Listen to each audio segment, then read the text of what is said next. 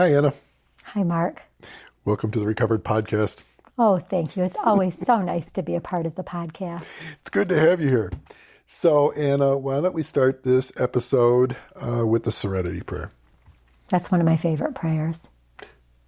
God, grant me the serenity to accept the things I cannot change, the courage to change the things I can, and the wisdom to know the difference. Tonight, the episode sponsors are Doug, Todd, Helen, and Jackie. And if you would like to be an episode sponsor, just go on over to recoveredcast.com and tap on the donations tab. But I did want to also recognize tonight, Anna, the sustaining partners that have made their monthly donations this month. They are Clyde, Jennifer, Rebecca, Matt, Todd, Christy, Zach, Chris, Felicia, Teresa, Lori, Laureen, Janice, and Shelley. And we are so grateful to each and every one of them. Absolutely. They their monthly donations give us a revenue that we can count on, so we can plan for the future. So we really appreciate that. Yep. And then this month, Anna, we've got some new sustaining partners. One is an anonymous participant, and Derek as well. And so, listeners, if you would like to become a sustaining partner, we do send you a gift for our gratitude for participating in such a way. So at the $5 level, you'll get a t-shirt. So we'd be glad to mail you out a t-shirt. What do you mean $5 level? Is that $5 a month? $5 a month. Okay. For a year. And then I'll mail you out a Recovered Podcast t-shirt. And then at the $10 level, you get a coffee mug. And those are really nice. Oh, they are. I know. I've drank out of one. Yeah, there's a good 16 ounces of coffee, room for 16 ounces. And it's got the Recovered Podcast branding on it. Yeah. And then at the $15 level a month, you get both. I think that's awesome. I think any one of those is a great deal. And actually, if you send me a note and you'd also like an additional gift for this month, just let me know and I'll send you out the graphic novel 3AZ that Matt wrote. So it's I don't know how many pages. It's a lot of pages of art. It's beautiful. So if you're into zombies, or if you just want an additional gift, just email. If you go at the $15 level, just go ahead and sign up and then send me an email as well, and I'll make sure I mail you off a graphic novel as well. Great. That would be awesome. So we are in the middle of stay home, stay safe. Yep, pandemic. Yep. So the coronavirus pandemic, we're in the middle of it. We're 1 month into the stay-at-home order from the governor, and so we've transitioned quite well into How working are you from doing, home. Mark? Good, pretty good. You know, I'm not missing much. Yeah. I really am not. You know, I think we've made a conscientious effort to be productive at home. You have your office down here. We're in the basement right now. I can see where you set up with your iPad, and you're able to Zoom into your clients or sometimes a phone. You know, it's interesting. I was just talking to a friend tonight, and we were reflecting on this time of social isolation.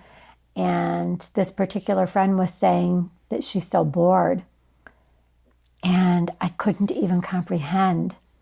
I am as busy as ever, maybe even busier in some ways, because using technology to do sessions, it's just a different way of doing it. And that requires a little bit more expertise, a little bit more patience, and a little bit more paperwork. And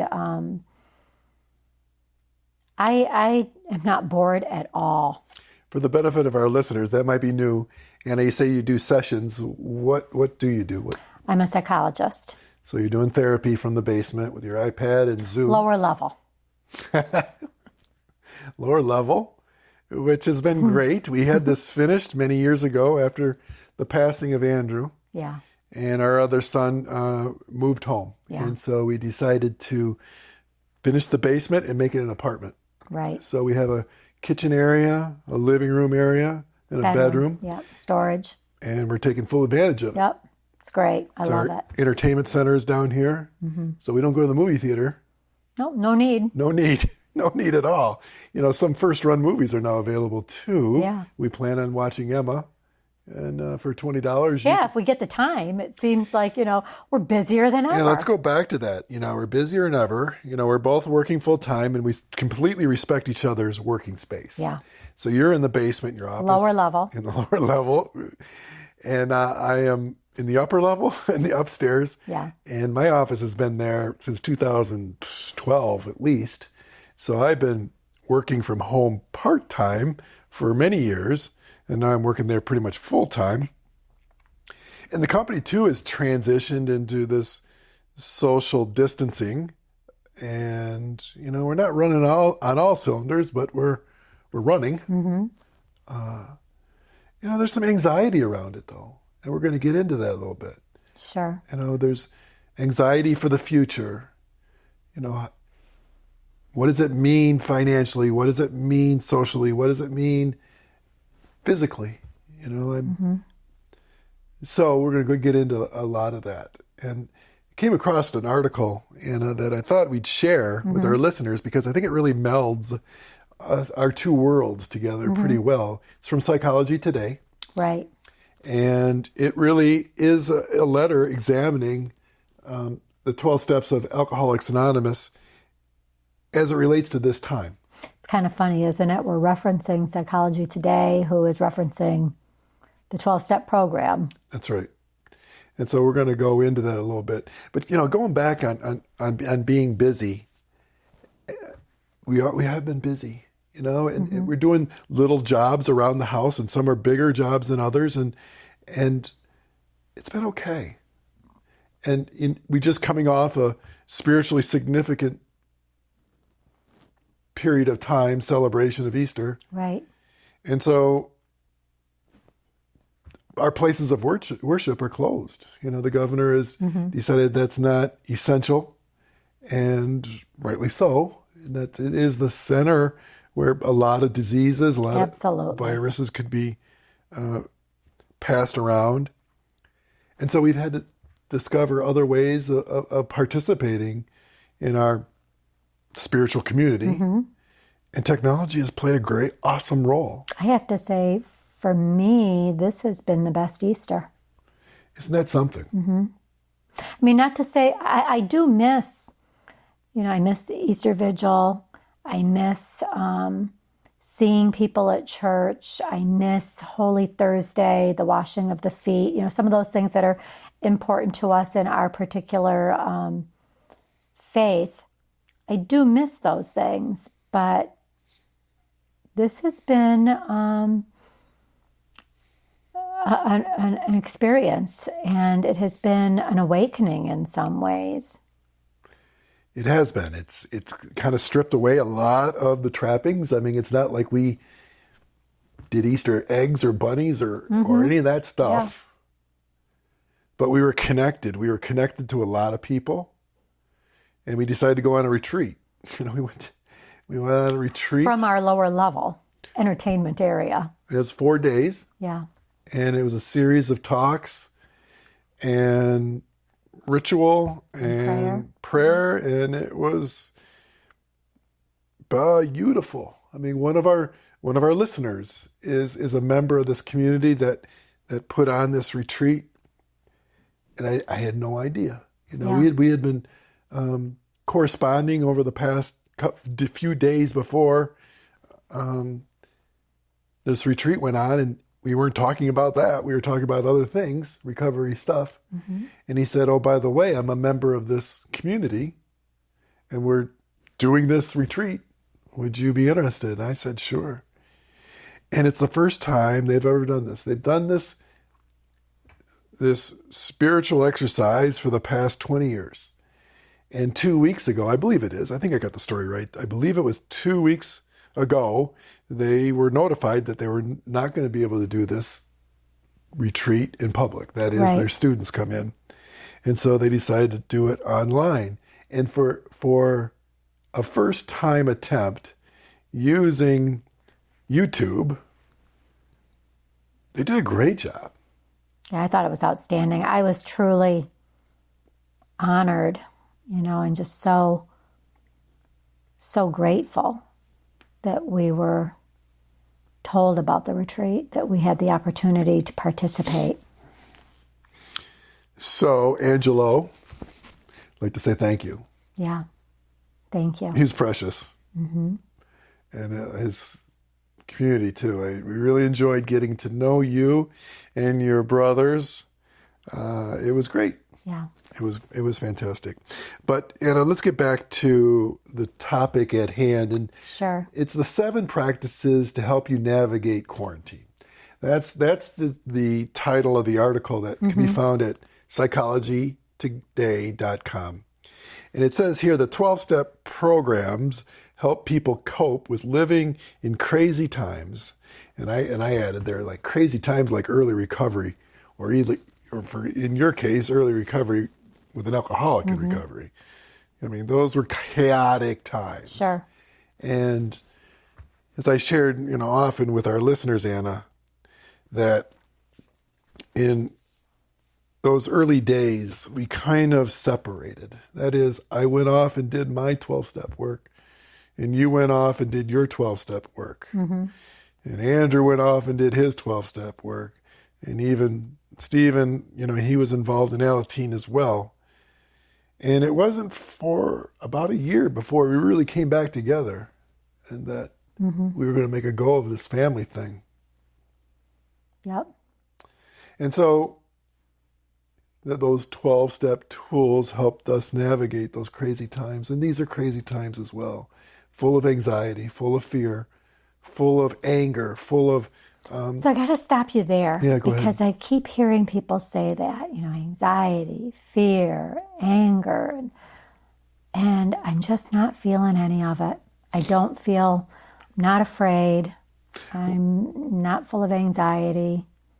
Well, let's get into that because I got to believe that some of our listeners are. Oh, absolutely. And I'm just sharing my experience. I hear what you're saying. I'm not feeling it. That's wonderful. I'm feeling it. I know you are. And, I'm convinced, and my doctor said so, that I had it. I had the COVID-19. I'm certain you had it as well. And let me tell you what, it's serious. I thought you had it at the time, but we kept taking your temperature and it didn't seem high enough to... It never spiked. Yeah. It never spiked, at least not the times that we were taking the temperature. There was 3 nights in a row, though. I mean, I could not put on enough blankets. I was cold. Mm-hmm. But my point is that it's a good thing I exercise and I run and I have, I sing and I've got my lungs are pretty good shape. Yeah. Because it took its toll on my lungs. That rattling and so I can see how if you're compromised with allergies or asthma and those things, I mean, it's serious.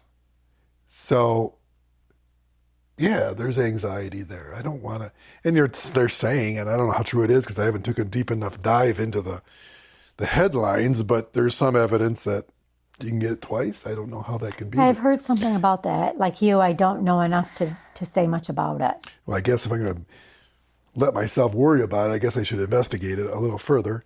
But, there's people that are getting laid off, Anna. Oh, I know. And people getting furloughed and people worried about getting furloughed. And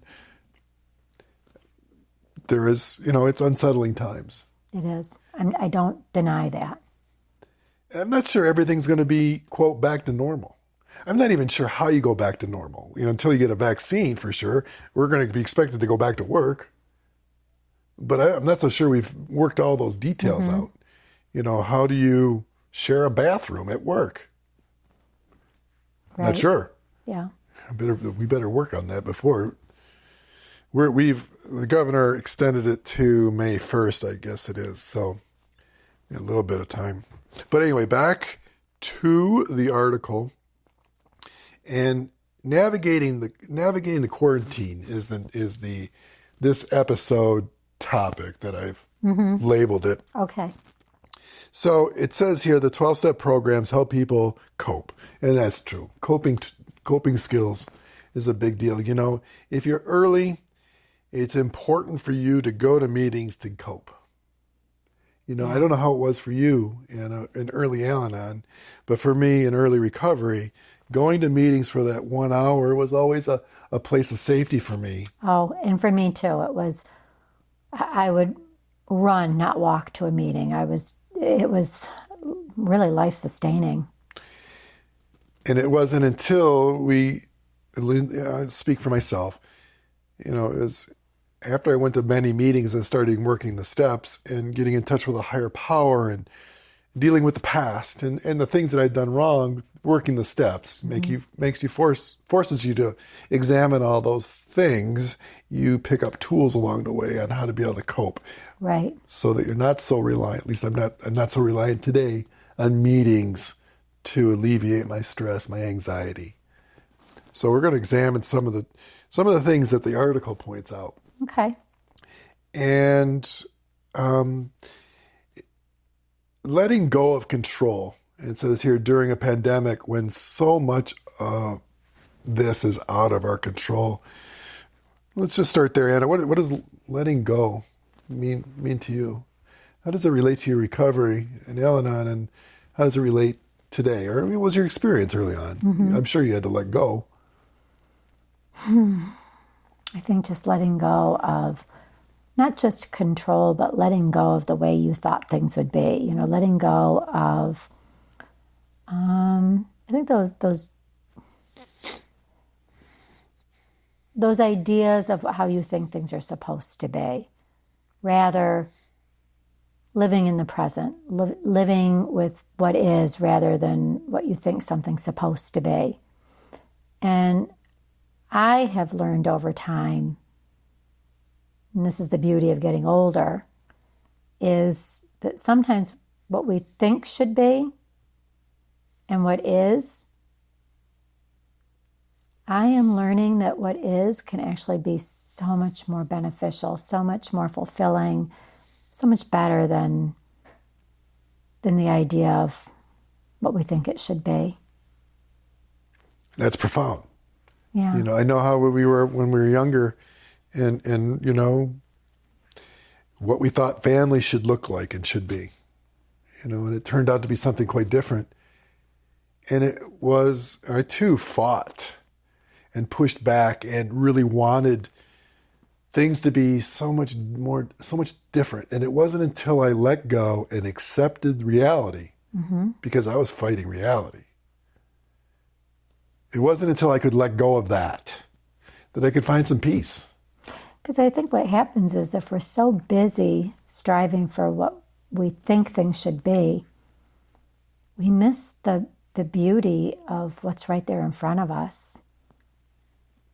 You know, even this morning, you know, as we prayed, I remember, you know, reflecting to you something that caught my ears. We read from our book, you know, and it talked about, you know, just taking the time to enjoy the beauty of the trees and the birds and the wildlife. And I thought about that, and I thought, you know, you and I are very fortunate because we go for our walks in the morning and we do see wildlife and trees and streams and all kinds of beauty. But I thought about, you know, the people that really don't, you know, that their living circumstances are such that they don't get to see these things. And yet I'm well aware that there are people that can live in those circumstances and see far more beauty than people who have all of these things in their backyard. Let's walk through that a little bit, because for me, there was some anxiety around this. And that is, okay, we're in quarantine. I'm not able to go to Planet Fitness, my gym. I'm not able to do certain things. So we decided that going for walks would be a good thing for us to do. And I was full of anxiety around that because, you know what? A nice day, everybody's out walking, and we're supposed to have social distancing, 6 feet around. And many people aren't as observant to that as I think they should be. And so consequently, what we decided to do is that we're going to go for our walks first thing in the morning. when there's nobody out there. Well, what happened is that's when nature's most alive. Absolutely. So I would have never experienced any of that. So I think this gets back to letting go, that letting go of control, that we could insist on going in the evening and being very frustrated that people are not observing social distancing. Or we can accept the reality that this is the case and adjust our behavior for ourselves and go in the morning. And in doing that, we've experienced some incredible beauty, some incredible, like the other morning as we were walking. And I have to share this with you, all you listeners. It was incredible. I've never experienced anything like this before. Mark and I were walking along a path, and to the right of us was the woods. And we're just chattering away, and two little doe prance in front of us because they're busy chattering away too. Not so little. Well, okay, but they were little girls, and they came prancing out, and all four of us came to a stop and looked at each other. And nobody knew what to do. We were all frozen. And I finally said to Mark, we should step out of the way and let them be. I don't want them to feel intimidated. And just as we stepped aside, the two little girls ran back into the woods. And so we proceeded on our walk, and as we passed that spot, we could hear them frolicking in the water, and they may have been with other deer as well. It was hard to tell. We couldn't see through the brush, but we could hear the frolicking, and then we could hear a huffing sound. Never heard anything like that before. Never heard anything like that before. I wasn't sure if there was a buck in there that was ready to come storming out at us, because I wasn't sure what those girls told him about us, or was a doe having a baby, and was that I don't know, but I've never experienced anything like that. I just feel like in this time of isolation, we have experienced more of nature. This time of pandemic and how it's affecting how we go about our daily lives, it is somewhat profound. I mean, things are different. Going to the grocery store is different. Oh, yeah. And it takes a bit of a different mindset. And I experienced, someone just so frustrated at the grocery store because the lines weren't going fast enough. And why weren't the self-service, all of them open? And he was just out of sorts. Mm-hmm. And I could identify with that. I could get on board with that if I wanted to. But sometimes it's a decision. I feel like you're moving even into number 2, patience. Yeah, having patience. Here it says patience in any crisis. There are rarely quick fixes. And I think that's kind of what you're talking about, that we need to have patience with each other and with ourselves during this time. I wanted to share a little bit about what the Big Book has to say about letting go. Okay. And really, I wanted to go to the 3rd step prayer, because this is a prayer, Anna, that's going to be very familiar with our listeners that are in the 12-step recovery program of Alcoholics Anonymous. And I think it gets kind of to the heart of it, about letting go. And 3rd step is made a decision to turn our will and our lives over to the care of God as we understood him. And it says here on page 63 of the Big Book, it said, "We are now at step 3. Many of us said to our Maker as we understood him," and here's the prayer, Anna, "God, I offer myself to thee, to build with me and to do with me as thou wilt. Relieve me of the bondage of self, that I may better do thy will. Take away my difficulties, that victory over them may bear witness to those I would help of thy power, thy love, and thy way of life. May I do thy will always. That's the end of the prayer, but here's what else is said in this paragraph. We thought well before taking the step, making sure we were ready, that we could at least abandon ourselves utterly to him. I guess I wanted to kind of get some of your thoughts about that, because I remember when I first looked at that prayer, there were certain things that jumped out at me. For example, what do I want my higher power to save me from? Save me from financial anxiety, save me from a pandemic, it saved me from the bondage of self, which I think is just, was kind of profound. Yeah, it's like, get over yourself, right? This, I don't say this exact prayer. Right. It's not familiar to me, this exact prayer, but this is my daily prayer. Thy will be done. Not my will, but yours. And I think this is an awesome prayer, helping us to move beyond ourselves and to see the bigger picture. And essentially it says, basically to help others. And I wanted to move a little bit into a different direction on this, because I want to get into the psychology of this, because many of our listeners are not religious. And so there's a bit of a struggle. There's a lot of religious terms and there's very formal language in there. But so what do you do? I mean, in a 12-step program that constantly refers to God. Well, that's a challenge, and I guess I'm not an expert on how to navigate that. But what I wanted to get out of this is this idea of finding peace, finding serenity, dealing with anxiety by taking the focus off self and helping someone else.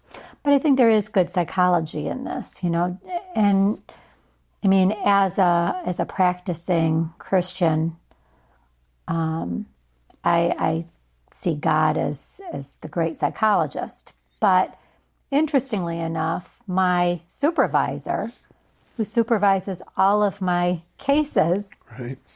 This is someone that I see on a regular basis to talk about all of the cases that I'm working on, to get his interpretation, his knowledge, his support, his help, his vast education. I highly respect him. I think he's an amazing supervisor, an amazing psychologist, and he is an atheist. He has no belief in God. And yet he is one of the most empathic, caring people I know.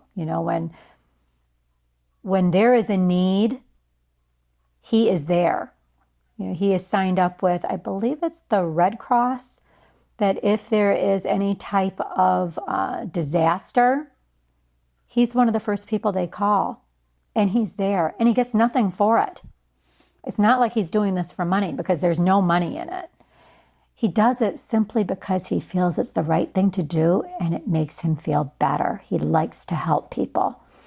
He has a thriving practice where he sees very affluent people, and yet he sees quite a few people at an incredibly reduced fee, like next to nothing. As a Christian, you would say, well, that's just a good Christian thing to do, but he's not a Christian. He's an atheist.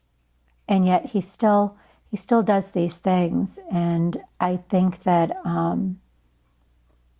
that's the psychology in it as well, is recognizing that when we move beyond ourselves and do something for others, help others, that it does help us to feel better. And I think it gives us a sense of some kind of control too, that while so many things are out of our control, we can control ourselves and how we respond and how we help others.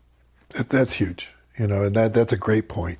In this time of pandemic, there are so many things out of our control, but there are things that we can do that can help make us feel better, to deal with our anxiety and our stress. And that is, check in on how your neighbor's doing. Go ahead and make a couple phone calls to your sponsees, your sponsor, or, go ahead and take advantage of the Zoom meetings and see if there's someone that you can help. Right. Share your experience, strength, and hope, in a Zoom meeting to get out of yourself. We can't physically go to meetings anymore, but we can certainly participate in online meetings. It's not the same, but you're going to have to, again, maybe adjust your perspective just a little bit and get out of yourself, get over yourself, get over myself, and lower my expectations. When I go into a Zoom meeting, I just, keep my anxieties or my expectations pretty low. Sure. Which made me think of something else, I'm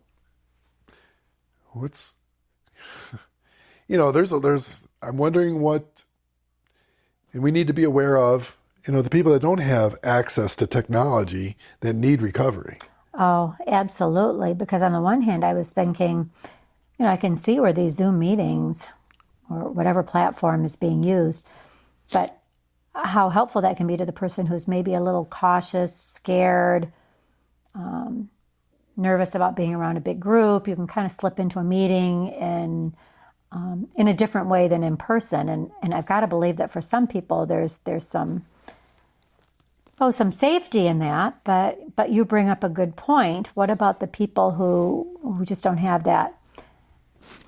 Maybe it's just not available to them. Financial means. A lot of us coming off the street. Absolutely. Falling into a meeting. Yeah, how do you do that? I don't know. So if we have the means and we have an extra iPhone that we no longer use, maybe we find someone that needs that. And that's their avenue to getting into a meeting. They don't have the device. And maybe we need to think about that. How can we get devices into people's hands that need it?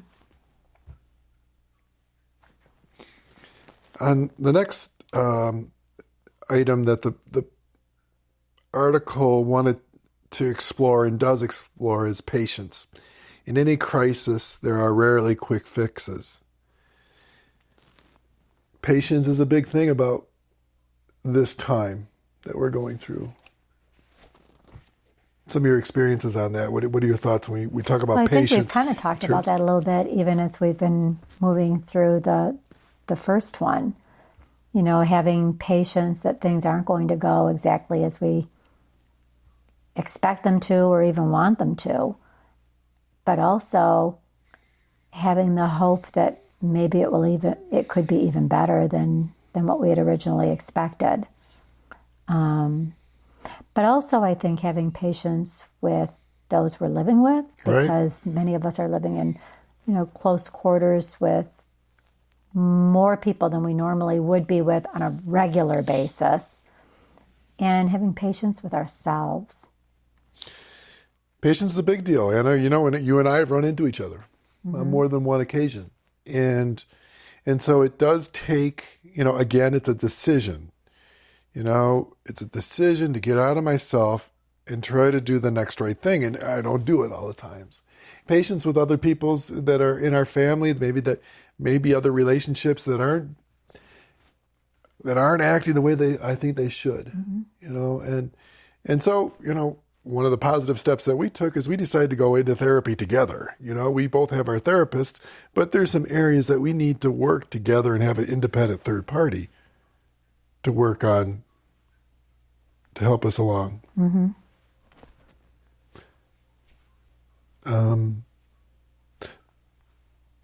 So patience is a big deal. Again, it's a decision, and it doesn't always work out really well. I got nothing more on it. I think that what I've said, that's it. So I wanted to go to the big book again. And what page is it, Anna? Do you have it right there? Are you talking about keeping the focus? Nope. You're still on patience? Yeah. You've written page 118. Okay, that's in the book that I've got right here. Okay, so it says, this is on page 66 of the big book. And it talks about people that are bugging the crap out of us, and maybe even to the point that we have justifiable resentments. And how do we deal with that? We realize that the people who wronged us were perhaps spiritually sick, though we did not like their symptoms and the way they disturbed us. They, like ourselves, are sick too. We ask God to help us show them the same tolerance, pity, and patience that we would cheerfully grant a sick friend. When a person offended us, we said to ourselves, "This is a sick man. How can I be helpful to him? God, save me from being angry. Thy will be done." We avoid retaliation or argument. We wouldn't treat sick people that way. Some of your thoughts about that? Well, I like it. I mean, I think that it certainly helps you to move beyond yourself, because if you can see that someone else is struggling, it's not necessarily about you. It may be more about what they're going through, and you just happen to be, in the way. But I also can't help but hear some judgment in that, that somehow we're going to judge others as being sick, so much so that we have to pity them. And I really struggle with that word, pity. I don't want to be pitied. And so I think that you got to be careful there. Yeah, pity is a unique word in today's culture. Pity in that term, I think is more compassion. Pity and compassion are actually very closely related, but I think that many of us have a much more negative connotation on having pity on someone as opposed to having compassion. Because pity to me sounds demeaning. It sounds to me as though you're saying, I am looking down on you and bestowing my pity upon you. Compassion is I walk with you. I'm at your side and I feel for you. So we have compassion on those people that are clearly wrong. How do you do that? That's the point. Right. It's not whether it's pity or compassion. It is, how do we deal with the person that has clearly wronged us? And so the suggestion is that we pray for them as if they're have cancer. We wouldn't wish them, someone that has cancer, and we wouldn't wish ill will on them. They're sick. Right. So that's the twist. That, yes, pity and they're clearly sick, but Right. the twist is, So what do you make of all of that? well, it's not easy. I mean, there's people in my life that I've struggled with for 21 years,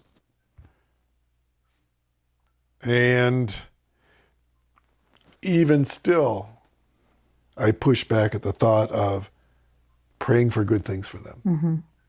It's not easy for me. But is that saying praying for good things for them, or maybe just praying for understanding that they've got their stuff and it's not necessarily about you? Sure, but still, it's not easy for me. I understand that. I think, though, when we give a lot of power or credence to other people's nonsense,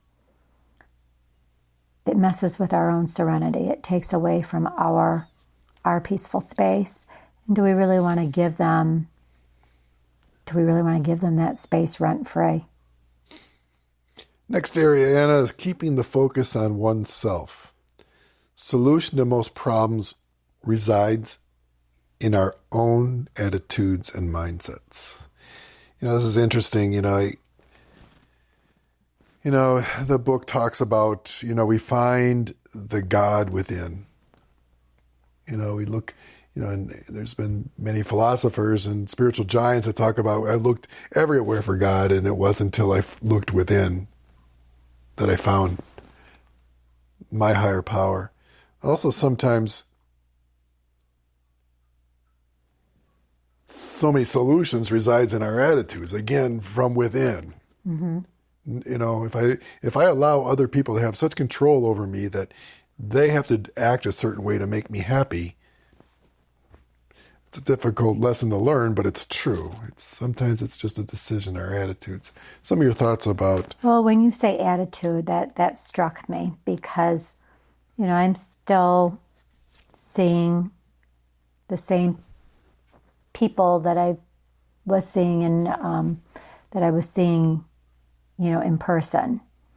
And a fair number of people are filled with anxiety around the pandemic, of course. I mean, I get that. It makes sense. I understand. But the people that are really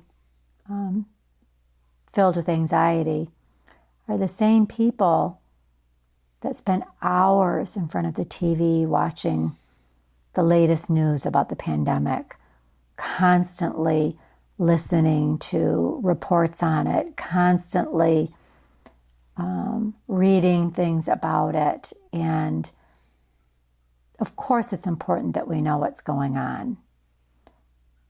But when that fills all your time and fills all of that space in your head, you leave little space for anything else. You know, it's no wonder they're filled with anxiety.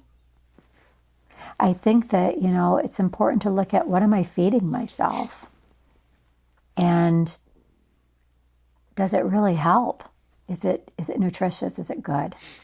Yeah, I found that if I move much past the headlines and the news story, that we move into opinion, and then it becomes a blame game. And now it's we against them, and that's where I get a lot of anxiety. You know, if I stay, if I listen to that chatter, Right. It's important for me to understand, and it's important for me to take care of myself and do the next right thing. But that's keeping the focus on yourself, right? I mean, isn't that what we're talking about? Yeah, and I don't have control or power over The pandemic. or the much of people that anything. are in control of a lot of things around the pandemic. And I do need to stay informed to try to get the best medical advice and opinion. But you need to be careful. You know, I need to be careful. You know, where my news sources are. Because a lot of our news sources are, now I'm getting into opinion myself, but it's my opinion that a lot of our news sources are entertainment. They're really entertainment stations first. And they're nuts. They moved way past the news and headlines. So I like this, you know, the solution to most problems resides in our own attitudes and mindsets. And so what are the things that we can do that can improve our attitude and mindset? Going for a walk, being creative, whatever that means for you, reading something enjoyable, exercising, baking, caring for others. Maybe that means putting flowers on a neighbor's doorstep, reaching out through text messages or email or phone calls. But really looking at what are the things that I can do and include in my life that help to improve my attitude and my mindset so that I can keep the focus on myself. Next one up, Anna, is trust. Trusting that even when things seem to be going wrong, there is a deeper, more long-term perspective that we can take. Some of your thoughts on trust? I think that's a tough one. And it's got to be a tough one for most people. You know, when things seem to be going wrong, there's a deeper, more long-term perspective. Well, I guess, you know, you look back on, for us, I mean, our tragedies become our assets. You know, we have a working knowledge and experience that the worst thing that could ever happen to someone, that's complete dominance and loss of control over a substance to the point that you're willing to risk everything, that there is a solution, there is an answer. I can trust that better days are to come if I just follow those simple solutions. So, we've got an experience of learning how to trust, first of all, someone else, and that they've gone through the same experience before. Right. And then, isn't that the beauty of the 12-step program? Isn't that why, people go to meetings, because you trust that they've learned some of this and that they can share that with you. Their experience, strength, and hope. Right, and you got to filter through a lot of bullshit. There's a lot of bullshit and hot air that happens in the 12-step rooms. There's no doubt about that. So you got to, and sometimes that's trial and error. You get burned along the way sometimes, no doubt about it. And it might even cause a slip and all that, or such anger towards the program, more so towards the fellowship, that they just fucked me over. But you got to work through that, and you look for the winners. You look for the people that got what you want. Some of these buzzwords, you start making some sense to you. There's some wisdom, if you're a young person, to find an older person to hang out with, because sometimes it's a real cliquey, and you need to get out of yourself and learn how to trust somebody outside your peer group that might be able to help you along the way. I think it's got to be hard too that it says trust that even when things seem to be going wrong, well, when you're in the midst of it, it's pretty hard to be able to have the attitude, oh, sure, this too shall pass, and things are going to be okay. That comes, I think, with experience. That comes with time and understanding. But how do you deal with that today? Someone that is stuck at home, and how do this one escapes me a little bit. That if you don't have experience with trust, how do you develop trust in this environment? I don't know. I suppose it's by reaching out and connecting with someone that you do trust. You must be somewhere, someplace that you can reach out and try to connect and identify with someone that you trust. And for us in the 12-step program, it's other people that are in the program. So reach out, man, make that phone call. And it might not even be someone that you know very well, but you did get that person's number. And, they seem to have some wisdom.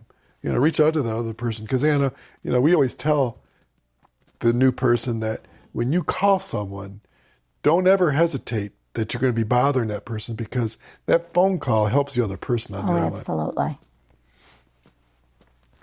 So you've received phone calls like that where someone reaches out to you and you end up getting something out of it as well? Yeah, but I was thinking more in terms of, along the same lines, but that I usually get more out of, like when I help somebody else, I tend to find that I get more out of it. Like sometimes I'm almost embarrassed because it feels so good for me that that I help this other person, that I become self-conscious, hoping that, I think, oh my gosh, I hope they got as much out of this as I did. That was the whole point. But I walk away feeling really good. Let's see what's next, Anna. Living in the present. There are no problems in the present moment, only challenges that can be met one at a time. Sounds like some buzzwords. Yeah, there, a little doesn't it? mumbo jumbo going on there. There's no problems in the present moment. Bullshit. But I think that this is all around perspective, though, or in therapy, we would call it reframing. One person can say, I don't know, I can't stand that I am so, I don't like that I'm always so busy and I just can't sit still and it's just a real problem. And that may be true, but we can also reframe that as someone who gets things done, someone that is has a lot of energy. So I think sometimes it's really how we interpret the situation that we're in. I think that's really important. Today, and I was just full of anxiety this morning. You picked up on it. You said, man, are you fussy? And my head was spinning of all the things that had to be accomplished today, and none of it is the shit I like to do. I knew I had a project managers meeting, and we're going over accounts receivables, and it's just that. I hate making phone calls, collection calls. I hate making them, and I had a bunch of administrative stuff to do, and I don't like doing any of it. But why? It's not what I do best. That's why. It's not my strong suit. So I don't like facing it. I don't like, because a lot of times you got to do the things that, I got to clean up the messes at some point. But it's only working through it in the present moment, doing the next right thing, that I can feel better about myself. And I think that that's what this is talking about, that these are challenges that you can work on one at a time. This is something actually I talk to my own patients about, that when someone comes to me and they're overwhelmed, they've got so many things. And I always tell them, break it down, well, one step at a time. Break it down into manageable pieces. And, that's where you're going to find some relief. You get some pushback on that? It's interesting. I've been working with this one person for quite some time. And this comes up frequently because she suffers with a lot of anxiety and gets overwhelmed. And so many of our sessions I talk about break it down, write it down, one thing at a time, check it off. And for lots of reasons, she doesn't do that. And then we talk about it again the following week because things have come up again. And it was very encouraging tonight to hear her say, guess what? I've got a calendar. I've written things down. I'm checking things off. I'm taking them one at a time. And she said this is the first time in a while that her anxiety was so much less. For me, it's a roller coaster. But when I can just get in the moment and decide to do one thing at a time, it becomes a little bit more manageable. It's in the doing that we are saved, so to say. Social connections, Anna, is the next one. The need to belong is essential to every model of human well-being. I would agree. And I also think it's important to pay attention to, this is different for everybody. Some people have more of a need to be socially connected than others. I think we run into problems when we look at other people and we think that we're supposed to be like them. Let's talk about that a little bit, because we put a lot of pressure, Anna, on the new person coming in that you got to have all these social connections. What about that person that is an introvert? Exactly. This model is not working so well for them. I would agree. That I think that you do have to recognize that we're all made differently, and some people need lots of interaction and some don't need as much. And I don't know that either one is better than the other. I think it's just important to recognize how you function best and to honor that and to work within that. I will say, Anna, though, the disease of addiction is one of isolation. It's a disease of isolation. But I'm not talking about isolating. I'm talking about simply accepting whether you're an extrovert or an introvert, what you're comfortable with. Now, you might have to go beyond your comfort level, right? I mean, what you're talking about isolating with addiction and disease, the disease of addiction can be deadly. But I'm not talking about isolating. I'm talking about just recognizing I do better with a smaller group than I do with a bigger group. My point was that, for the new person, there's always that excuse that I don't want to do this in a group. That's very common. Mm-hmm. And I don't want to do that because we're very comfortable. We're used to being isolated, being connected and accountable is sometimes of a challenge. Sure. Next on the hit parade, Anna, is service to others. When we reach out to help others, we're helping ourselves. I think we covered that. Yep, we covered that, that's for sure. I mean, I think really, if you look at each one of these, that's what it comes down to, is I can even word it differently. When we're helping ourselves, rather than when we reach out to others, we help ourselves. We're helping ourselves by reaching out to others. Maybe that's just another way of putting it. Same thing.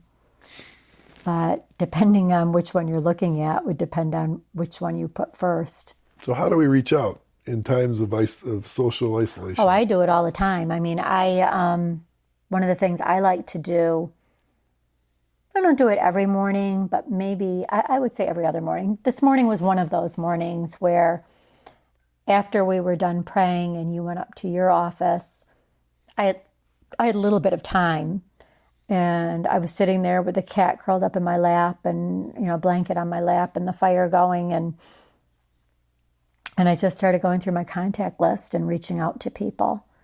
How are you doing? Or I know you're struggling right now. What's going on? I'm praying for you. Hey, by the way, did you ever bake that cake you said you were going to make? Send a picture. I'm thinking of you. I care about you. Every human being wants to hear that. And again, the thing is, and I must have reached out to probably, I'm going to say a good 10, 12 people, maybe even 15. And nothing lengthy, just how are you doing? How was your Easter? Thinking about you, all the things I already said. And over the next few hours, I got all these responses. So I was showered with all kinds of connection as a result of my reaching out. But I think there's lots of ways that people reach out. I know that there's, like we've talked about, Zoom. We're going to be Zooming with a good friend tomorrow evening. We have Zoomed with other couples, having our little cocktail parties, our little coffee parties, phone calls. I don't reach out as much by phone. I don't really care to talk on the phone as much, but certainly that's another way. How do you reach out? I mean, what are some of the things that you do? Well, I Zoomed a meeting last night. Mm-hmm. There was 44 of us there's a meeting 9:00 every night. It's huge. Yeah, almost too big. Yeah. Quite frankly, I have Buddy C. He's a listener, hosted that one.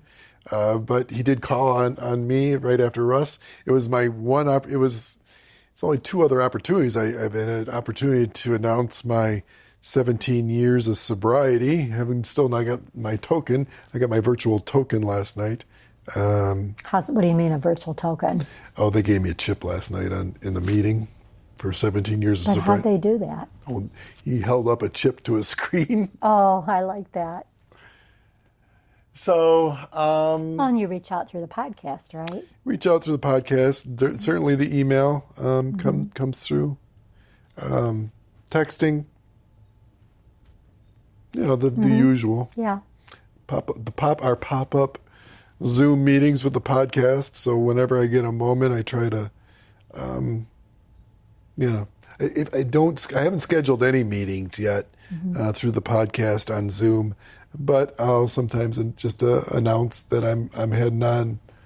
So join me. So we usually get about 10 people, and that's manageable.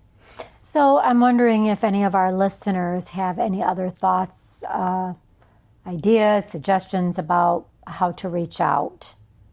Things that we haven't touched on, things that maybe we're not even aware of.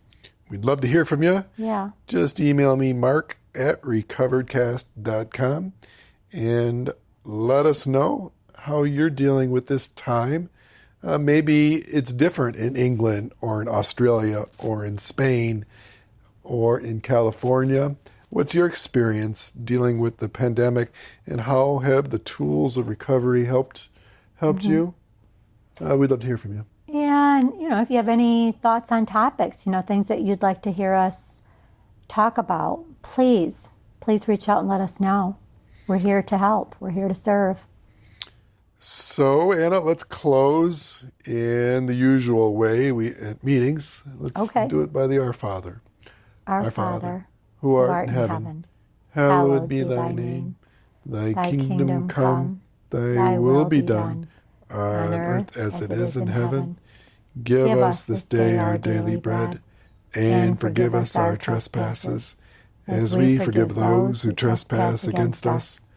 And And lead lead us us not not into into temptation, temptation, but but deliver deliver us us from from evil. evil. So remember, abandon yourself to God and admit your faults. Clear away the wreckage of the past and give freely. God bless, and see you next time. Bye.